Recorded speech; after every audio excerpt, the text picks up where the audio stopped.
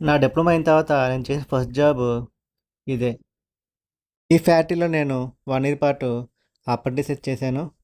1 year తర్వాత వేరే company చూసుకున్నాను. ఇది కంప్లీట్‌గా కన్‌స్ట్రక్షన్ ఫీల్డ్. ఇందులో జాయిన్ అయిన తర్వాత నేను తెలుసుకుందేంటంటే first of all team handling, man power, supervision ఇయన్నీ కూడా నేను ఇందులోనే నేర్చుకున్నాను.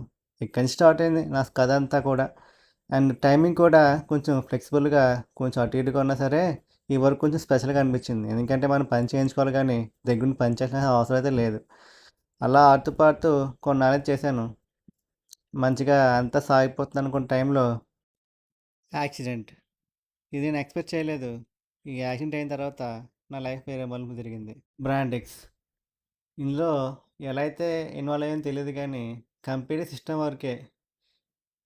దీనిలో కూడా ఇంకా 5 సంవత్సరాల పాటు నమ్మరో గానీ 5 సంవత్సరాలు ఒకే చోట శాలరీ తక్కువైనా చేశాను. అటు ఇటుగా ఫ్రెండ్స్‌తోని ఆ లైఫ్, ఆ ఎన్విరాన్మెంట్ ఇంకా అలా అలవాటయిపోయింది ఆ జనాలతో. ఇంకెటూ కదలలేదు 5 సంవత్సరాల పాటు. ఆ తర్వాత ఫ్లిప్‌కార్ట్. ఇందులో నేను ఎంజాయ్ అయ్యానంటే బ్రాండెక్స్‌లో 5 సంవత్సరాలు చేసిన సంవత్సరానికి ఇంతింత అని కరోనా టైంలో ఏదో ఇబ్బంది అవ్వడం వల్ల శాలరీలు చాలా తక్కువ వచ్చేవి. ఇంక్రిమెంట్ అనేది తగ్గించారు. అప్పుడు డిసైడ్ అయ్యా ఇంకా ఫ్లిప్‌కార్ట్‌లోనే బెటర్‌గా గ్రో అయ్యే కంపెనీకి వెళ్ళాలనుకున్నాను. ఇక్కడికి వచ్చాను. ఫ్లిప్‌కార్ట్‌లో 3 సంవత్సరాలు చేశాను. అంతా బెటర్‌గా అన్నీ నేర్చుకున్నాను.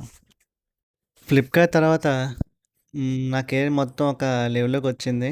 మొత్తం నేను ఫ్లిప్‌కార్ట్‌లోంచి అన్ని విషయాలను ప్రాపర్‌గా ఇన్వాల్వ్ అయ్యి నేర్చుకోవడం స్టార్ట్ చేశాను. ఇన్‌బౌండ్, ఔట్‌బౌండ్ ఇక లాజిస్టిక్స్ అనేది మీకు తెలిసే ఉంటుంది. ఎంత అప్‌గ్రేడెడ్‌గా ఉందంటే ఇంపోర్ట్ అండ్ ఎక్స్‌పోర్ట్‌లోని ఇంకా కంప్లీట్‌గా ఈ కామర్స్ అనేది బాగా లోతుగా వెళ్ళిపోతుంది. నేను కంప్లీట్‌గా నేర్చుకొని ఆ స్టెప్ మీద నేను వెళ్తూ నా లైఫ్‌ని లీడ్ చేసుకుంటూ వస్తున్నాను. ఇప్పుడు నాకంటూ ఒక బెటర్ పొజిషన్ వచ్చింది. దాని గురించి నెక్స్ట్ అప్డేట్‌లో చూద్దాం.